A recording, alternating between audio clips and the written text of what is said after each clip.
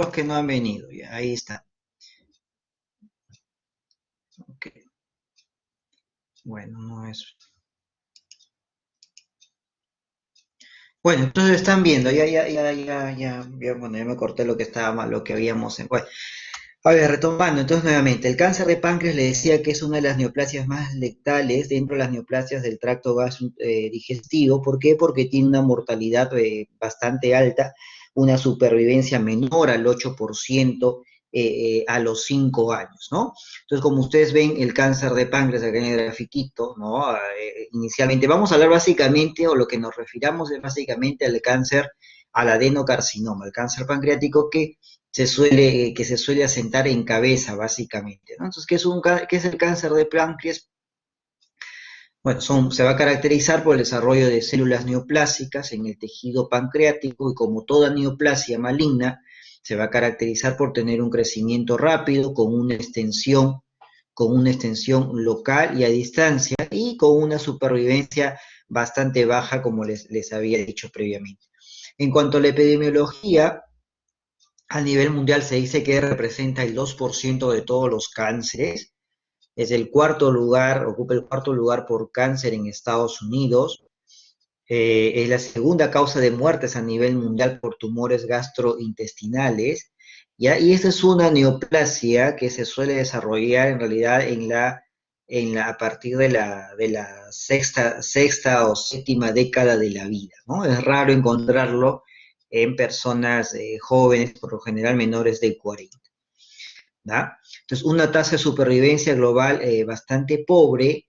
La edad de diagnóstico, como le digo, son pacientes sexagenarios o por encima de los 60.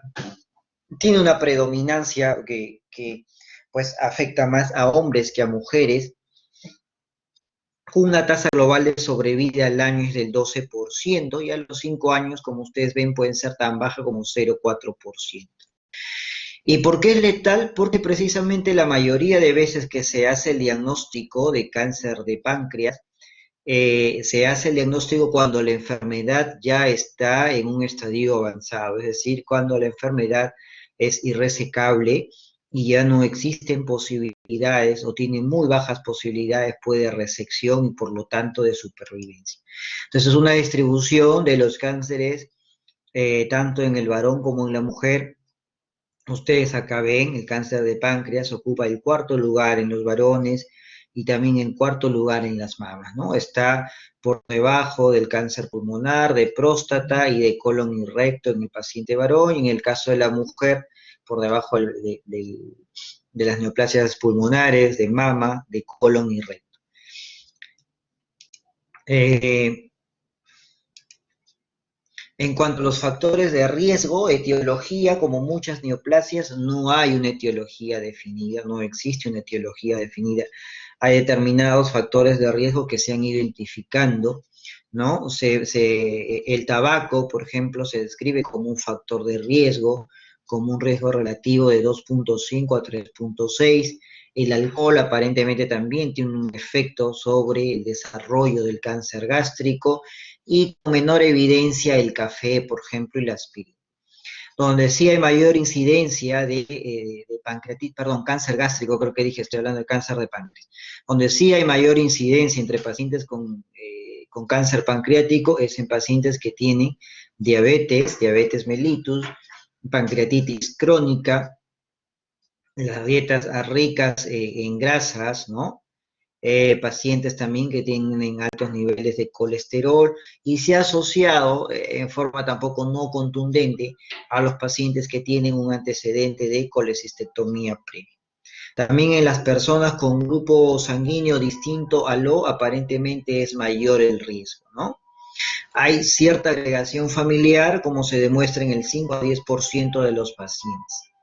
Y precisamente esa agregación familiar puede estar en relación a que pues, existen mutaciones en la línea germinal de algunos genes, como el gen el BCRA2 y el gen supresor del tumor. Uy, me pasé la otra.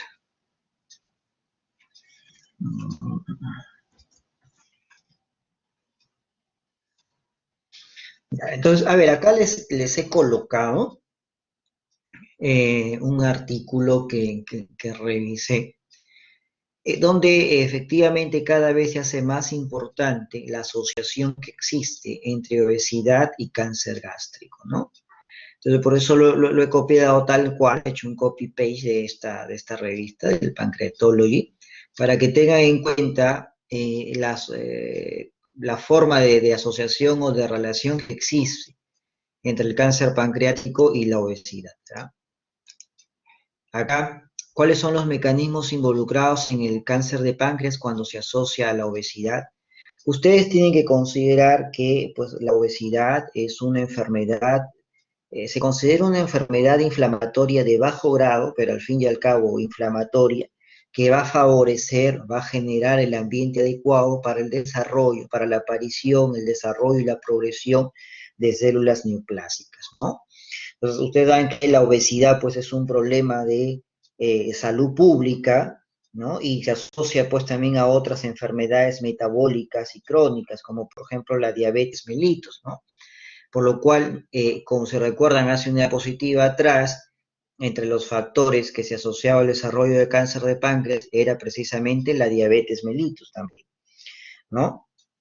Incluso, bueno, el exceso de peso corporal no solamente está asociado con el cáncer de páncreas, sino ya se le ha vinculado o se ha asociado con otros tipos de neoplasias, como por ejemplo el cáncer de mama, el cáncer de colon, de endometrio, de hígado.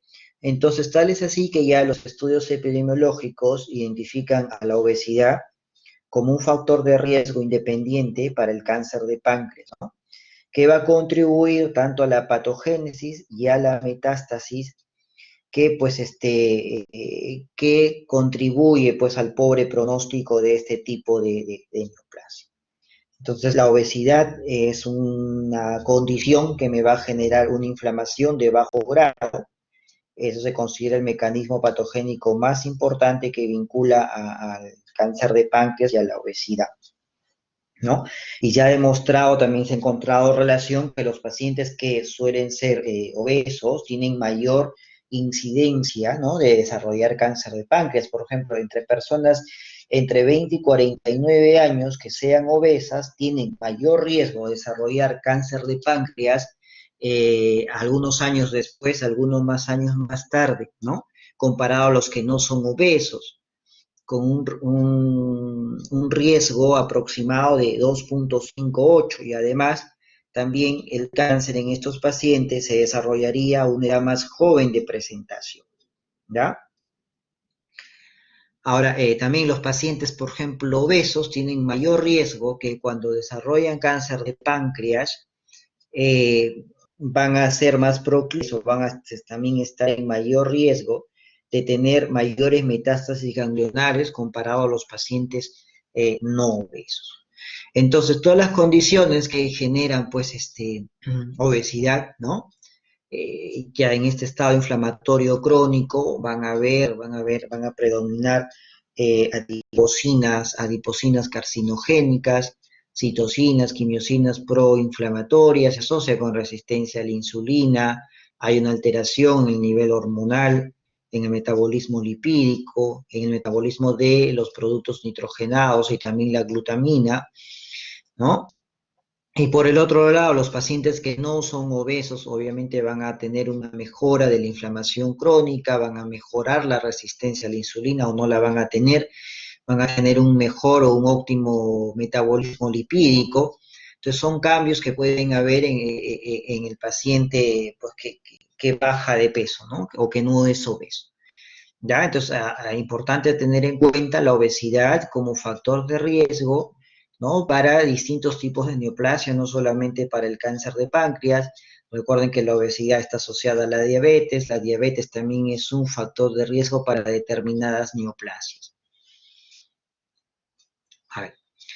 Entonces, en el Perú, según el registro de cáncer de Lima Metropolitana, la incidencia es de 3,91 por 100.000 habitantes, con una mortalidad de 3,4 por 100.000.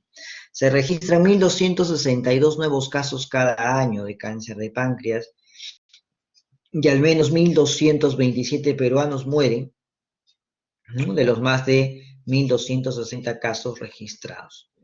En el Perú es el quinto lugar de cáncer en hombres y el sexto lugar en mujeres. Bueno, esto es según un estudio del INEM del 2003. Entonces, factores de riesgo, ya lo hemos mencionado, el tabaquismo, el consumo de café, se vincula también dieta alta en carbohidratos y carnes, alcohol, pancreatitis crónica, exposiciones ocupacionales, disolventes o pesticidas. Y bueno, acá dieta alta en carbohidratos y grasas, al costado debería ir obesidad. ¿Ya? Factores demográficos, la edad, ya dijimos a qué edad suele presentarse, mayor frecuencia en varones que en mujeres y también mayor frecuencia en personas de raza negra. Factores genéticos y otras condiciones, hay cierta agregación familiar, ¿no? Recuerden un 5%, máximo un 10% por ahí, que tienen un componente familiar. Las pancreatitis crónicas y otros síndromes que son menos frecuentes como Peutz-Jeghers, Lynch, el síndrome de ataxia telangiectasia, que también se han asociado como factores de riesgo de cáncer de páncreas. Entonces, básicamente de cáncer de páncreas lo dividimos pues de acuerdo a la parte anatómica que involucre, ¿no? Entonces, la mayoría involucra la cabeza del páncreas, una menor proporción, en 15% el cuerpo, y una proporción mucho más pequeña, el 10%. Entonces, básicamente, entonces lo que hablamos en esta charla es básicamente el desarrollo del cáncer de páncreas de cabeza, ¿no? De cabeza.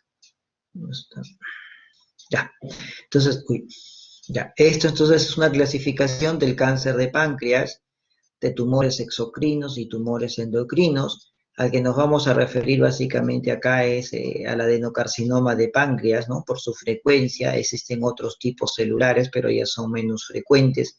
Y también existen otros tipos de neoplasias pancreáticas como los tumores como los tumores endocrinos, perdón. La clínica tanto la sintomatología como los signos que me puede dar, ¿no? Son bastante también característicos. Puede haber dolor abdominal en epigastrio e irradiado a la espalda, pero básicamente recuerden que este dolor abdominal es o se presenta básicamente cuando el paciente ya tiene una enfermedad avanzada. ¿Ya? Y es un dolor abdominal obviamente crónico, ¿no? Que se repite en el tiempo, ¿no? La pérdida de peso, bueno, es muy común a todo tipo de neoplasia prácticamente. La ictericia, ¿se puede ver ictericia? Claro que sí, porque recordemos que la mayoría de estos del cáncer de páncreas se desarrollan en cabeza, ¿no? Y van a comprometer, ¿no? La estructura biliar, el coledo codistal, van a atrapar y van a invadir, y eso va a generar una ictericia de tipo obstructivo. Síntomas generales como náuseas, vómitos, anorexia, diarreas también puede haber por mala absorción, ¿no? Recuerden que al obstruirse, al taparse, a no dejar pues la secreción pancreática que fluye hacia el intestino, van a haber problemas de mala absorción también. Signos como ictericia, hígado palpable también se puede encontrar, la vesícula biliar palpable, que es el signo de Courvoisier, ascitis en el caso de carcinomatosis tal vez, y la tromboflebitis, ¿no? Ustedes ven acá en la figura la tromboflebitis migratoria que se describe en el cáncer de páncreas. Entonces recordemos que la mayoría, lamentablemente, de pacientes con cáncer de páncreas tienen enfermedad irresecable al momento del diagnóstico. Entonces, la triada clásica, ¿no? Es el dolor, pero ya en fase avanzada estamos hablando baja de peso, la ictericia, ¿no? Entonces, si es el cáncer de cabeza de páncreas, lo más característico va a ser la pérdida de peso, la ictericia, dolor abdominal, fatiga, el signo de Courvoisier-Terrier, hepatomegalia. Cuando es un carcinoma de cuerpo y cola, ¿no? Como ustedes ven, la ictericia es mucho menos frecuente, ¿no? Es menos del 20%. No suele ser el signo característico de un cáncer de cuerpo y cola, ¿no? Claro, tendrán otras características en común, como la pérdida de peso, el dolor, la hepatomegalia, en fin, la tromboflebitis. Entonces, ¿cómo hago el diagnóstico? El diagnóstico básicamente lo hago mediante imágenes, ¿no? En este caso, pues, me ayudo de la tomografía. Recordemos que el páncreas es un órgano retroperitoneal, ¿no? Difícilmente se puede ver por la ecografía, a veces se puede ver, algunos ecografistas lo ven, pero muchos no lo ven, ¿no? Porque reportan pues interposición gaseosa abundante, meteorismo, que impide la visualización del páncreas. Entonces, la tomografía, más aún cuando se combina con esta técnica angiográfica, constituye la modalidad de imagen de elección para evaluar el cáncer de páncreas, ¿no? Entonces, acá vemos en la fotito, acá hay una masa en la cabeza, una área hipodensa, ¿no? Hipodensa. También la geografía nos permite, nos proporciona imágenes de reconstrucción en 3D de la anatomía vascular, ¿no? Y también nos va a permitir, pues, determinar el tamaño del tumor, la extensión, ¿no? Y en la extensión importa mucho el compromiso vascular. Obviamente, el mal pronóstico del cáncer de páncreas está determinado por el compromiso que tenga a estructuras adyacentes, ¿no? Particularmente estas grandes estructuras vasculares, como ya lo vamos a ver, ¿no? Como la arteria mesentérica superior, por ejemplo. Y también la tomografía me va a permitir determinar la diseminación a distancia, si tal vez el paciente ya tiene metástasis hepáticas o no, ¿no? Otro examen que también es útil a veces cuando hay dudas acerca del tipo de masa que podemos observar en la tomografía es la resonancia, ¿no? Es útil para diferenciar el cáncer pancreático de otras patologías como el tumor neuroendocrino de alto grado, tumores sólidos pseudopapilares, pequeños, metástasis, en fin, incluso la pancreatitis autoinmune a veces puede remediar inicialmente una neoplasia, ¿no? Y también me va a permitir ver mejor tumores que son pequeños. Entonces acá tenemos algunas imágenes, ¿no? Este es un cáncer de páncreas, acá se puede ver el cáncer de páncreas y acá ya tiene metástasis. Y miren, una lesión que aparentemente es similar, ¿no? Que se ve como una masa en el páncreas, en realidad es un tumor neuroendocrino de alto grado. Y acá es más, tiene metástasis, ¿no? Estas metástasis del tumor neuroendocrino, por ejemplo, suelen ser hipercaptantes la mayoría de veces, a diferencia de esta metástasis del cáncer de páncreas, que son metástasis o suelen ser metástasis no captadoras de contraste. La ultrasonografía también la puedo usar, la ecoendoscopía, ¿no? Cuando existen hallazgos que no son concluyentes durante la tomografía, ¿ya? Básicamente, ¿para qué? Para completar el estadiaje loco regional.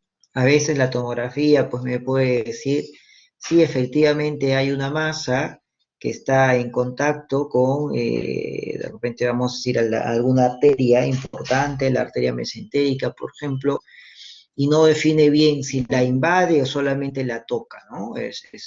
Y eso interesa mucho. Obviamente que si la invadió ya es un cáncer pues avanzado, no hay nada que hacer lamentablemente, y si de repente solo la está contactando, se puede incluso todavía pelear, vamos a decir así, ¿no? Pelear por el paciente, pelear contra el cáncer.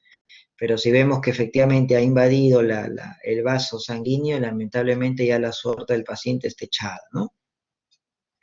Entonces la ecoendoscopía es útil para lesiones pancreáticas pequeñas, que a veces no se pueden delimitar bien con otras técnicas, y además la ecoendoscopía me va a permitir algo también, me va a permitir que poder tomar una biopsia, ¿no? Y obviamente esta ecoendoscopía, esa biopsia tomada por endoscopía, va a tener un alto rendimiento, seguridad y un bajo riesgo de diseminación.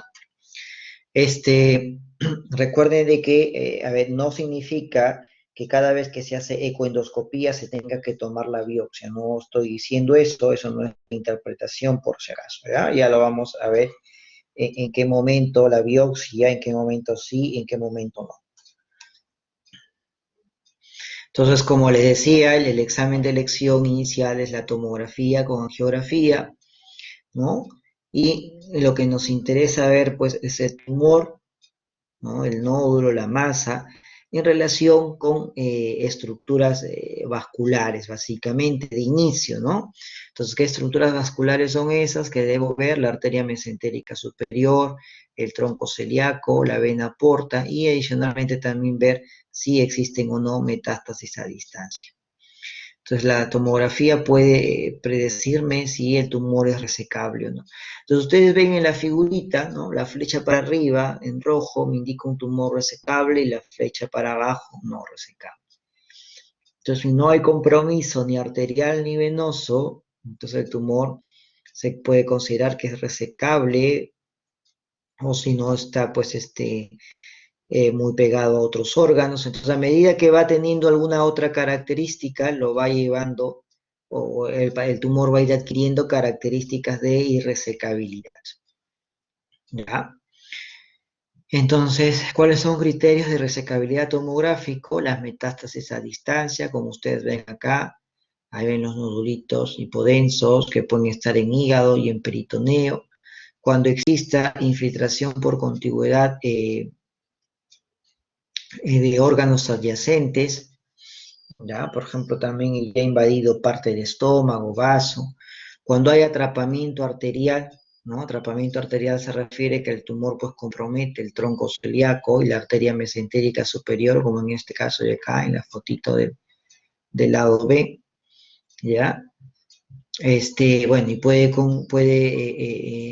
comprometer también, ocluir la vena porta, por ejemplo, mesentérica superior.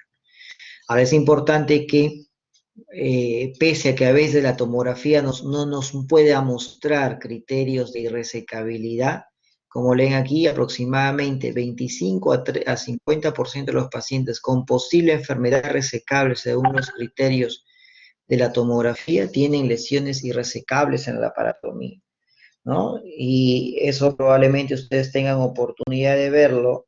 Yo cuando era interno, y bueno, también estuve en el Revaliati, pues me acuerdo que un par de veces me pasó que preparábamos un paciente que aparentemente era candidato para cirugía, iba a cirugía y después a la media hora, a los 40 minutos regresaba. Y regresaba, ¿por qué? Porque, bueno, lo habían abierto al paciente y habían visto pues que ya estaba tomado todo, ¿no? A veces puede pasar eso. La ecoendoscopía, ¿ya? La ecoendoscopía lo pido básicamente en tumores pequeños, ¿no? En tumores pequeños, ¿ya? Si es un tumor grande, ¿no? Que ya no hay dudas, si el tumor es grande, obviamente se va a ver mejor, incluso con la tomografía. Entonces ya no voy a pedir una ecoendoscopía, no tiene sentido pedir una ecoendoscopia, ¿no? ¿Ya? Entonces la ecoendoscopía me da una precisión más elevada también para estadificar si es que ha habido infiltración o hay infiltración local o a metástasis ganglionares. También me va a permitir tomar, adquirir este material histológico para el estudio de la neoplasia.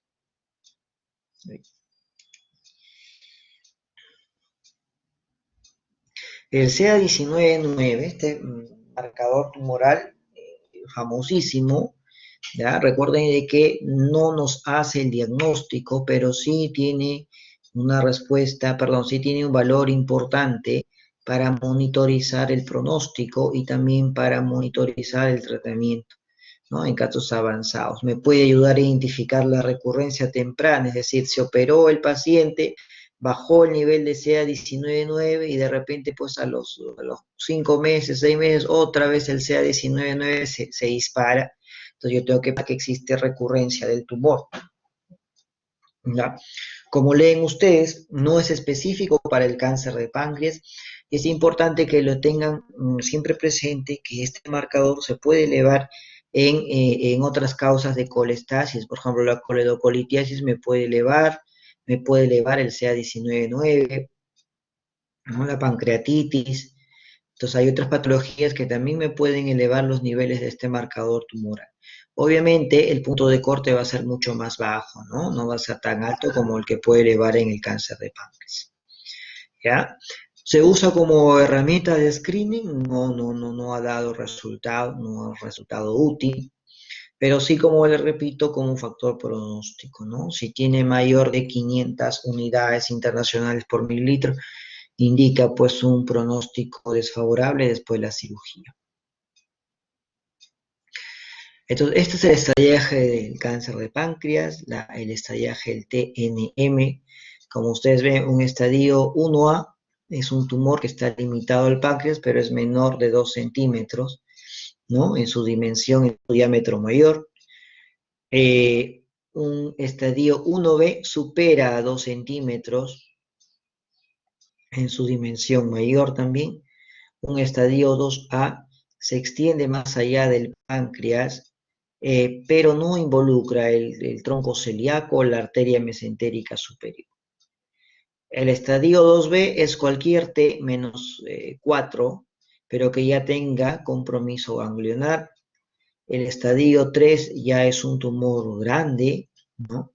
Que involucra ya vasos importantes y que ya se consideraría como una enfermedad irresecable, ¿no?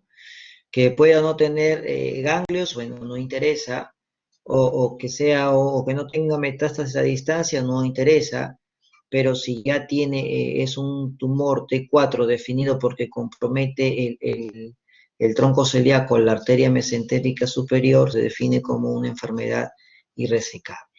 Y metástasis a distancias, no importa el T, cualquier T, no importa el N, cualquier N, pero ya hay metástasis a otros órganos, ¿no? Por ejemplo, el hígado.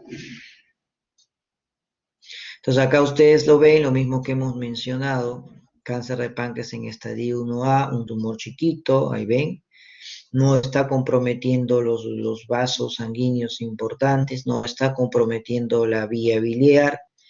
En el estadio 1B es más grande, pero tampoco no hay un compromiso evidente de los vasos y ni de la vía biliar. Ya en el estadio 2A vemos que sí compromete acá el duodeno. En el estadio 2B va a haber compromiso de los ganglios linfáticos. En el estadio 3 dijimos de que ya el cáncer ha invadido los grandes vasos, ¿no? En este caso el tronco celíaco. Y en el estadio 4 pues ya es una enfermedad diseminada, ¿no? Entonces, ¿qué hago? ¿Cómo clasifico el cáncer de páncreas? No basta con que digan o que con que sospechen ya es un cáncer de páncreas y le piden una tomografía, ¿no? Le piden su tomografía más angiografía y eso le va a dar, va a abrir un abanico de 3 posibilidades ahí, ¿no? ¿Cuáles son esas posibilidades? Vamos a poner, en el peor de los casos, va a ser ya un cáncer metastásico, es decir, va a haber la masa en el hígado, en el páncreas, perdón, y lo más usual ver múltiples metástasis en el hígado, ¿no? Entonces, ¿qué hago ahí? Bueno, ahí podré hacer a lo mucho una biopsia de las metástasis, que es más fácil de abordar, y de acuerdo a cómo esté el paciente, su estado funcional, ¿no? Poderle ofrecer algún tipo de quimioterapia, pero en forma paliativa, ¿no? En forma paliativa. Ahora, del otro lado tenemos una enfermedad que no es metastásica, aparentemente por la tomografía, no hay metástasis, es decir, no se ve no se ve metástasis en el hígado, en otros órganos, y es resecable. Entonces, cuando tenemos esa enfermedad, ese tumor, ahí podemos, para definir mejor, o sea, la tomografía nos dice que es resecable, ¿no? Se entiende porque es un tumor pequeño y que no ve, la tomografía no ve que exista compromiso de estructuras vasculares. Entonces ahí puedo hacer uso de la ecoendoscopía y la ecoendoscopía me va a abrir otra vez el abanico, pero ya con 4 posibilidades, ¿no? En el peor de los casos me va a decir que no, que la tomografía se equivocó y sí, pues está comprometiendo la vena mesentérica. Entonces ya no hay más que hacer ahí, ¿no? Entonces se puede tomar alguna biopsia de la metástasis de repente. En el otro extremo, en el mejor de los extremos, sería que la ecoendoscopía me dice, sí, hay un tumor, es un tumor pequeño, obviamente, el que ha visto la tomografía, pero no involucra ningún órgano adyacente, los vasos están libres, no están comprometidos, entonces me confirma que el tumor es resecable. ¿no? Entonces, si el tumor es resecable, entonces ya no le hago biopsia, entonces de frente lo mando a la cirugía. Ahora, el problema viene acá a veces, ¿no? A veces, si no es este extremo, no es este extremo, vamos a tener los intermedios. En los intermedios vamos a tener una enfermedad, pues, que puede caracterizarse como una enfermedad borderline resecable, es decir, que está entre que sí, que no, que puede ser, y la enfermedad localmente avanzada, donde ya hay compromiso también, un compromiso mayor del tumor pancreático. Entonces, lo que hemos visto acá, estos cuatro ítems de acá abajo, lo vamos a ver acá, ¿no? Si es resecable, ¿qué cosa caracteriza un tumor resecable? ¿Qué caracteriza un tumor borderline? ¿O qué caracteriza un tumor avanzado? ¿Y qué caracteriza un tumor metastásico? ¿No? Son los cuatro escenarios, ¿no? En general acá vemos, ¿ven? Como ven, resecable, acá está el tumor, no contacta con nada.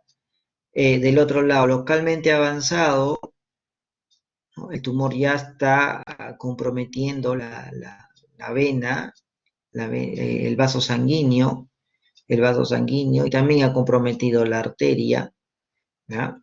Y en este borderline resecable solamente está palpándolo, ¿no? Aparentemente no lo ha invadido, solamente lo está palpando.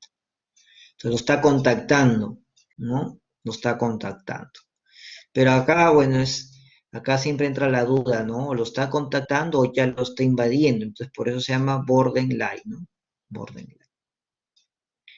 Bueno, y esto es básicamente más de lo mismo. El tumor no contacta en ningún punto con el eje venoso mesentérico portal ni con estructuras arteriales regionales.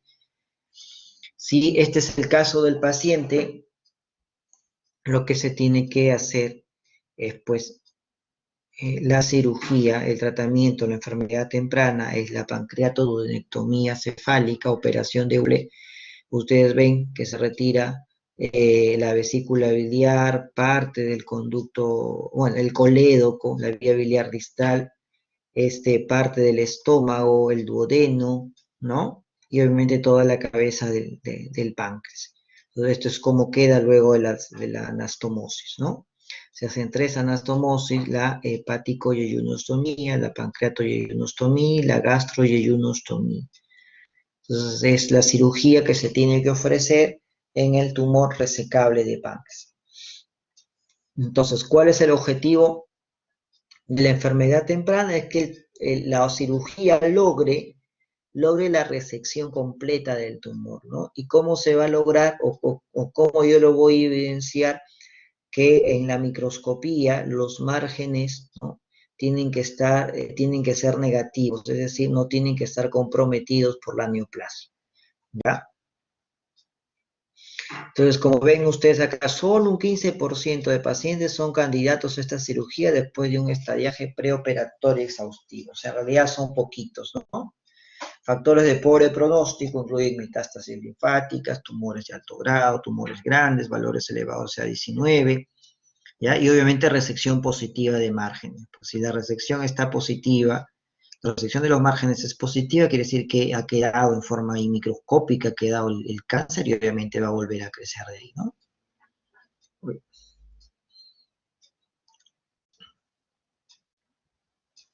Entonces, la cirugía, aún la cirugía como único tratamiento, en realidad es, no, es desalentador, ¿no? La cirugía por sí sola tiene una supervivencia media de 15 a 20 meses y una supervivencia a los 5 años de 8 a 15% debido a que en forma frecuente puedan existir recaídas locales o a distancia. ¿Ya? Entonces, estos pacientes tienen que apoyarse o tienen que administrarse la quimioterapia adyuvante, ¿no? ¿Ya? Entonces, el tratamiento estándar para pacientes con cáncer de páncreas resecable es, además de la cirugía, la quimioterapia adyuvante, es decir, después de la cirugía. ¿Ya? En la resección curativa desarrolla enfermedad tumoral recurrente en el 69-75%. Recae entre los 2 años. El 80-90% recae entre los 5 años. O sea, la cirugía por sí sola no va a lograr no es alentadora, ¿no? No es alentadora, no es que ya el paciente superó el cáncer, no, va a tener que igual ir sí o sí a quimioterapia adyuvante, ¿ya? Y bueno, esto como solamente como conocimiento general, 5-fluorouracilo y ácido folínico, además gencitabina, son considerados como el tratamiento estándar quimioterápico para este tipo de pacientes. En los tumores irresecables, borderline resecables, vemos ahí está el tumor y está que contacta, que besa los vasos sanguíneos, a la arteria mesentérica, a la vena mesentérica superior y a la arteria mesentérica superior. Entonces, como les decía, acá es un problema porque acá no le podemos ofrecer de inmediato cirugía, porque imagínense si el cirujano intenta sacar esto, ya saben que tiene que existir un borde libre, el R0 tiene que existir un borde libre. El cirujano acá no va a conseguir el borde libre porque este tumor está ahí besando a los vasos sanguíneos, está besando a los vasos sanguíneos. No se puede el cirujano pues cortar estos vasos, ¿no? La vena mesentérica, la arteria mesentérica. No se puede. Entonces, estos son los pacientes borderline. ¿Ya? ¿Y cuál es el tratamiento de la... A ver, escucho bulla, por favor. No sé quién está con su micro prendido. ¿Ya? Entonces, a ver.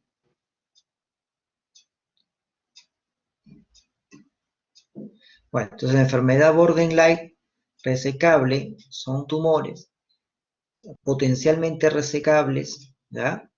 Donde la cirugía en tal caso, bueno, es imposible que logre la resección completa porque ya les dije.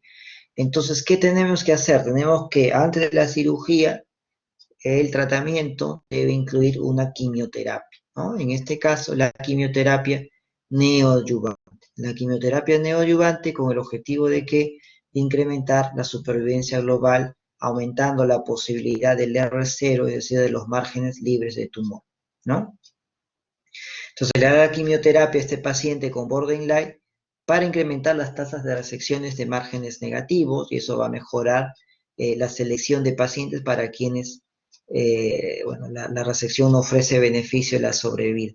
Entonces le da la quimioterapia, después tienen que ser reevaluados los pacientes para ver si es posible ya operarlos o no, ¿ya? Y nuevamente acá, como damos como conocimiento, los quimioterápicos que se pueden usar son los que logran leer ahí, ¿no? La enfermedad localmente avanzada, bueno, hasta acá el tumor ya invade los vasos sanguíneos, ¿ya?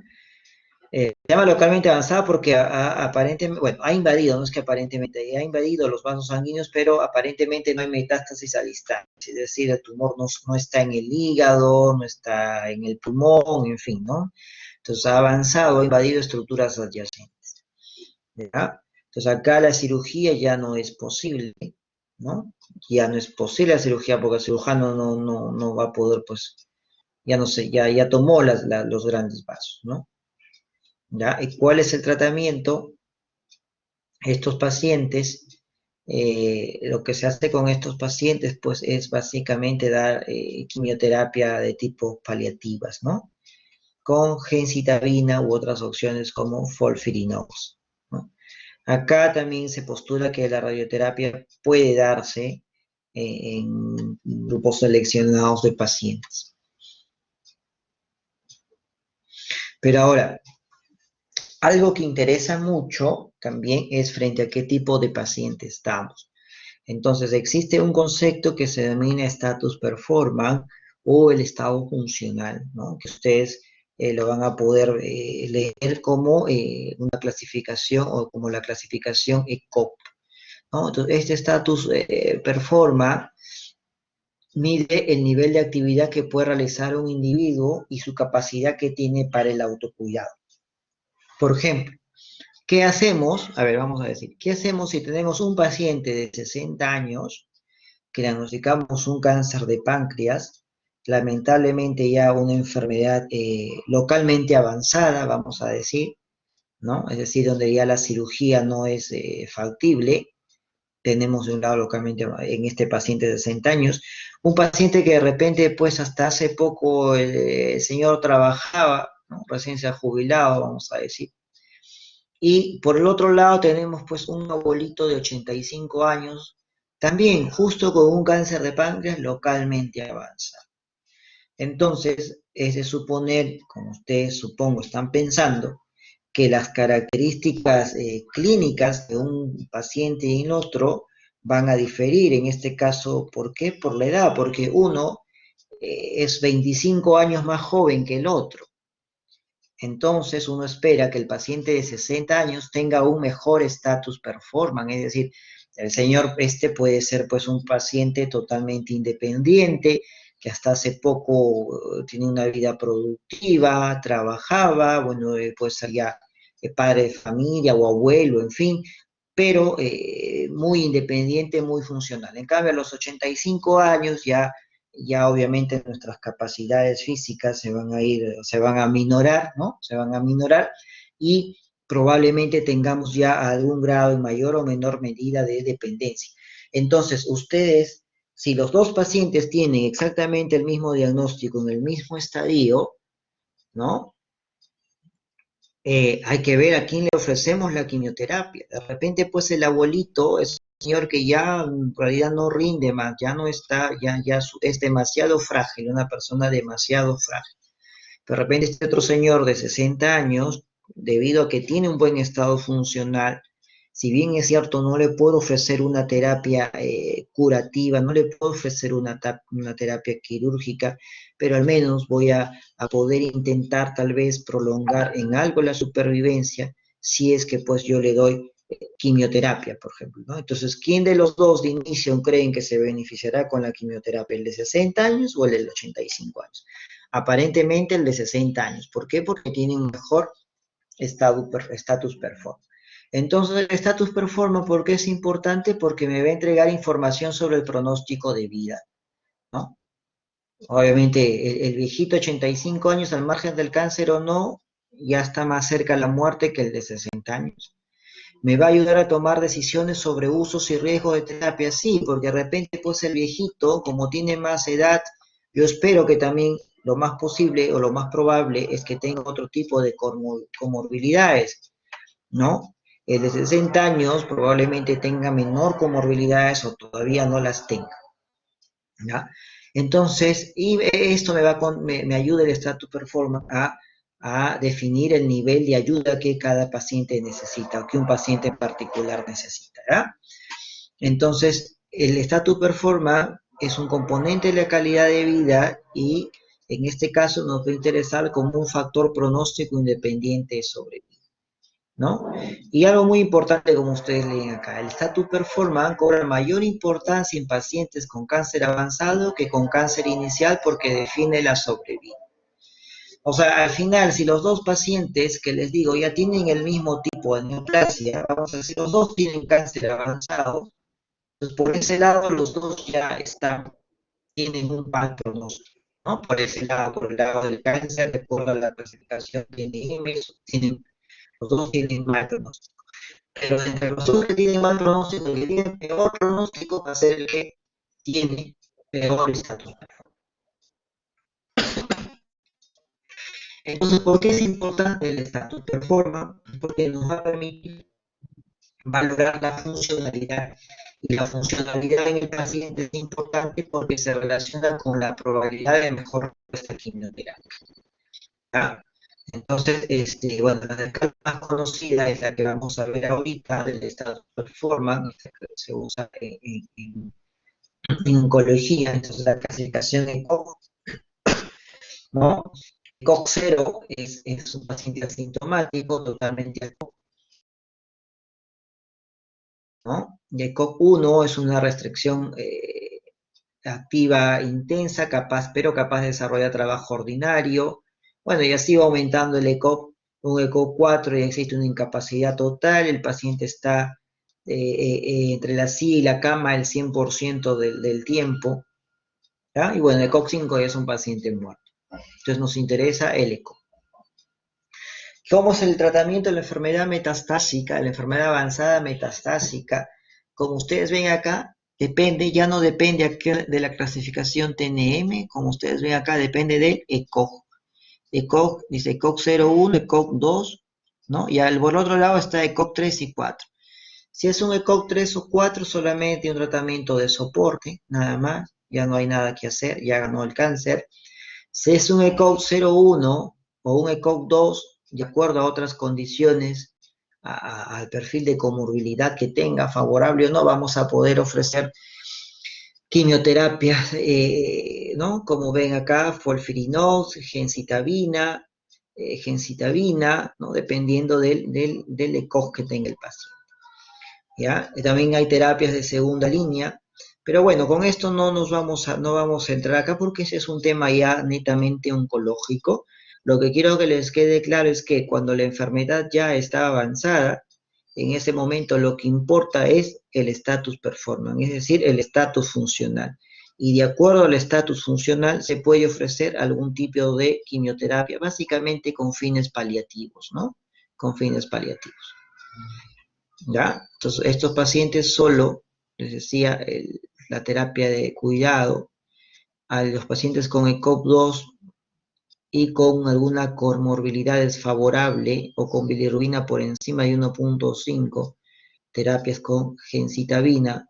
Del otro lado, un ECOG 0,1 con comorbilidades o sin comorbilidades y bilirrubina menor de 1,5, este otro esquema que se llama folfirinox, ¿no? ¿Ya? Entonces, el tratamiento de la enfermedad avanzada, también yo tengo que dar analgesia, el cáncer duele, se puede presentar o se presenta el cáncer, el dolor en todos, casi todos los pacientes, debe ser prioritario manejar el dolor. 75% van con dolor abdominal, dolor de espalda, ¿ya? Entonces pueden presentar un dolor severo, usamos análogos usamos opioides, oxicodona, morfina, ¿no? Como ven acá, también lo podemos asociar a otros tipos de fármacos como gabapentina, pregabalina, para tener un mejor efecto. Entonces, las principales opciones de tratamiento son la quimioterapia, los analgésicos y las intervenciones técnicas. Entonces, recuerden que en parte del tratamiento de la enfermedad avanzada era quimioterapia y también es con el objetivo de disminuir el dolor, ¿no? Además de los analgésicos. Entonces, folfirinox se plantea como un esquema terapéutico también que va a contribuir a disminuir el dolor. Y cuando no funciona, se puede recurrir a algunas intervenciones técnicas como el bloqueo del plexo celíaco. ¿Ya? Entonces, miren, entran, abordan el plexo celíaco, ¿no? Y lo bloquean. Ahora, obviamente si el tumor aparece en la cabeza del páncreas, va a provocar una ictericia obstructiva, entonces por lo cual es necesario colocar, pues, hacer uso de colocación de stents, ¿no? Stent biliar metálico es el método endoscópico más seguro, ¿no? Que la inserción percutánea y es tan exitoso como si fuese una cirugía derivativa. Entonces ustedes ven acá en la fotito, ven acá el tubo negro que es el duodenoscopio en este caso, y acá ven esta prótesis, obviamente acá está el tumor está constriñendo la vía biliar, eso le va a provocar pues ictericia obviamente, ¿no? La ictericia obstructiva sabemos que se puede infectar. Es una forma de descomprimir la vía biliar es a través de esta colocación de prótesis, ¿no? Acá usamos la CEPRE, les decía el otro día que la CEPRE hay que usarlas con fines terapéuticos, ¿ya? No hemos mencionado como método diagnóstico la CEPRE, ¿ah? La CEPRE con finalidad terapéutica, ¿no? Bueno, los stents metálicos autoexpandibles, estos de acá, son superiores a los stents plásticos en pacientes con una expectativa de vida de más de 3 meses en términos de duración. O sea, se diferencian en el tiempo de duración que va a tener, ¿no? De acuerdo al tiempo de vida que se estime que tenga el paciente. También puede haber obstrucción gástrica o obstrucción del duodeno, también en esos casos hay que colocar un stent metálico, como ven acá en la fotito, ¿ya? Y este es como un resumen de lo que pues, se tiene, de la forma como se tiene que abordar. Si el tumor es resecable, ya saben que el tumor es resecable, el paciente tiene que ir a cirugía, no se toman biopsias en esos casos y se le administra posteriormente quimioterapia adyuvante. Si el paciente tiene un cáncer metastásico, ahí hacemos uso de otra clasificación que es el status performance. Si es un status performance 3 o 4, ya solamente terapia de soporte. Y si es un status performance de 0 a 2, puede contemplarse el uso de algún esquema quimioterápico. Entre los puntos intermedios vamos a tener el localmente avanzado, que también se le puede dar, en este caso, quimioterapia, y el borderline, ¿no? El borderline es el tumor que está contactando con los grandes vasos. A estos pacientes debo ofrecerles ya no la cirugía, no puedo ofrecerles la cirugía de inmediato, les debo ofrecer la quimioterapia neoadyuvante, ¿no? Posterior a eso se valorará, tal vez con una exploración quirúrgica, porque el objetivo siempre del tratamiento es que se pueda resecar y conseguir unos márgenes libres de neoplasia. Entonces, si el tumor es resecable, entonces se hace la resección y adicionalmente después se le da quimioterapia, ¿no? Igual al primer caso. Si no es resecable, bueno, solamente continuar con la quimioterapia. ¿Ya? Entonces, el NB de páncreas, nuevamente, si no es metastásico, me pregunto, ¿es resecable? Si es resecable, sí, se hace la resección y 4 o 6 semanas después se puede iniciar la quimioterapia con gencitabina. Si no es resecable, un esquema a contemplar es el FOLFIRINOX, también reevaluación de 2 a 4 meses. Si no hay metástasis, podría considerarse, habría que evaluar, no es que podría considerar, habría que evaluar si es que puede ser resecable. Del otro lado, si es metastásico, nuevamente con la quimioterapia, si tolera, puedo dar otros tipos, otros esquemas de quimioterapia. Bueno, entonces es la última diapositiva, ¿ya? Esto sería con relación al cáncer de páncreas. No sé si tienen alguna pregunta. A ver, sí, por favor, no sé quién está preguntando. En todo caso, puedes hablar, puedes extender tu micro y preguntar.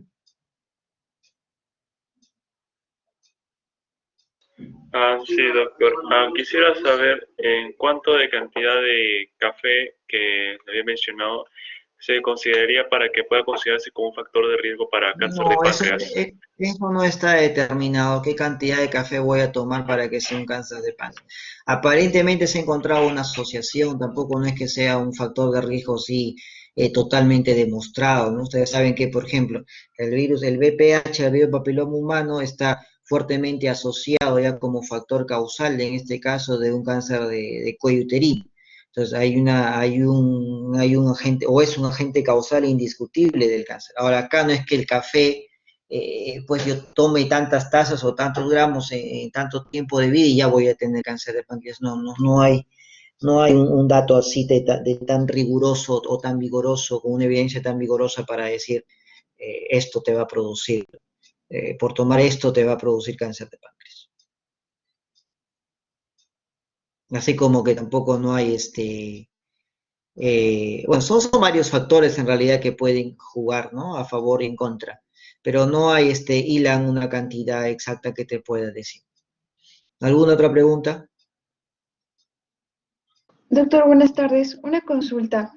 Bueno, hasta ahorita lo que le voy entendiendo es que usualmente se diagnostica el cáncer de páncreas ya en estadios muy avanzados porque en los iniciales es silente.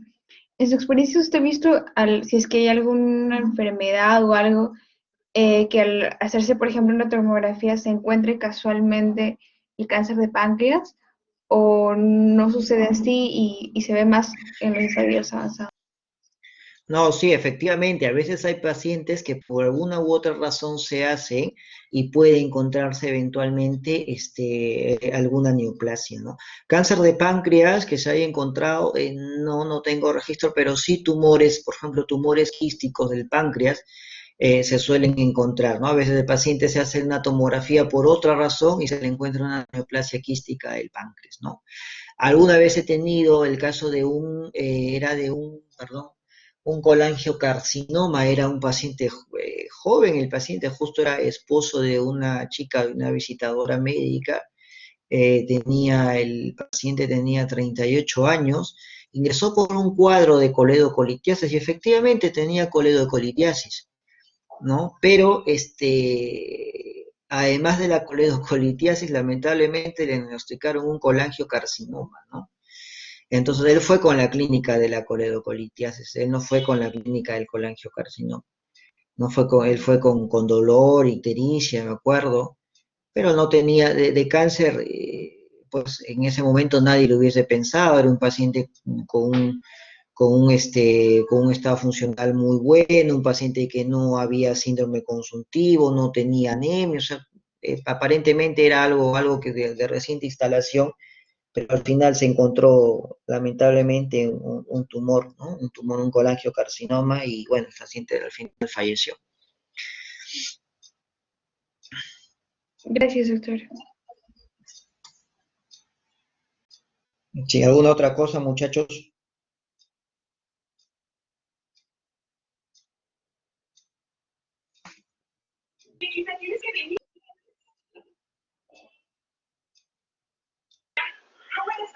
Doctor, una cosa, en el caso de COP 3 y 4, en ese caso, ¿cómo se tiene que hacer el tratamiento? ¿Solamente es paliativo como el 1 y 2 o es otra forma en la que se tiene que abordar el tratamiento? No te entendí. ¿Cómo dices? De los últimos que mencionaba Entiendo. de cáncer metastásico el 3 y 4, ¿cómo se tiene que hacer para El esos 3 y pacientes 4 el solo es tratamiento? soporte, ¿no? El COP 3 o 4 solamente es soporte, ¿no? Como lo ves en la lámina, solamente soporte. Hasta el ECOP 2 se puede intentar algún esquema de quimioterapia si es que el paciente lo tolera, ¿no? Pero un ECOP 3, 4 ya es ya en realidad ya no debe darse más nada, ¿no? En todo caso, analgesia, pues por lo que no lo vamos a dejar con dolor, en fin. Pero ya intentar quimioterapia en un paciente con un ECOG tan avanzado no está indicado, ¿no? Los oncólogos no lo dan, ¿no? Los oncólogos valoran mucho cómo está el status performance. Además, siempre para los pacientes también que se les va a dar algún tipo de quimioterapia, se requiere que pues maneje valores de bilirrubinas normales, ¿no? En general de 1,5 para abajo. Entonces recuerden que esta patología causa una obstrucción de la vía biliar, causa una ictericia obstructiva o causa ictericia obstructiva, y eso también va a condicionar algún esquema terapéutico que yo quiera darle. Por eso que cuando ustedes bueno, entren a un hospital y tengan oportunidad de ver pacientes en un cáncer de páncreas, si es que el paciente está ictérico y ya no lo van a operar, el oncólogo va a pedir descomprimir la vía biliar, ¿no? Y se puede descomprimir, sea por CEPRE o sea un drenaje biliar externo. Si es que el paciente tiene un ECOG, ¿no? De acuerdo a la valoración del oncólogo, que le permita o justifique pues intentar algún esquema terapéutico con él. Si es un ECOG 3, un ECOG 4, en realidad ya el oncólogo ya no se toma la molestia de escribir mucho ahí, ¿no? Porque ya no hay nada que hacer. Igual habrá que descomprimir la vía también a través de un drenaje biliar externo, puede ser lo más fácil, ¿no? Porque obviamente si lo dejamos ictérico al paciente, el paciente también va a empezar con otros tipos de molestia, con el prurito y en fin. Entonces, este drenaje biliar que les digo es básicamente para causarle un alivio al paciente, ¿no? No es que estemos tratando nada.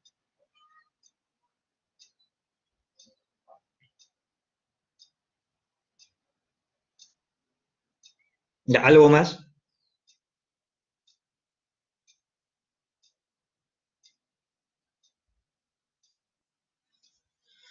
¿Alguna pregunta más, delegado?